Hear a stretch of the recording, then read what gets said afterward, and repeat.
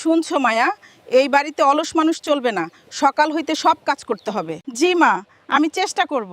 মা, ও তো নতুন এসেছে, আস্তে আস্তে সব শিখে যাবে। তুই চুপ থাক। মা, একটু ভাত আছে? এত খাইলে সংসার চলবে কেমনে? আগে কাজ শিখো। মা, একটু ভাত আছে? এত খাইলে সংসার চলবে কেমনে? আগে কাজ শিখো। ভাবি, মেয়েটা সারাদিন কাজ করে, একটু ভালো ব্যবহার করেন। আপনি আমাদের সংসার শিখাইতে আসছেন? না ভাবি, আমি শুধু, আপনাকে বলতে হবে না। এখন কি করব? এটা বিক্রি করে মায়ের চিকিৎসা করান। এত কষ্ট দেওয়ার পরও তুমি? মা তো মাই। এখন কি করব? এটা বিক্রি করে মায়ের চিকিৎসা করান। এত কষ্ট দেওয়ার পরও তুমি? মা তো মাই। এখন কি করব? চিন্তা করো না, আমি কিছু একটা ব্যবস্থা করছি। এটা বিক্রি করে মায়ের চিকিৎসা করান।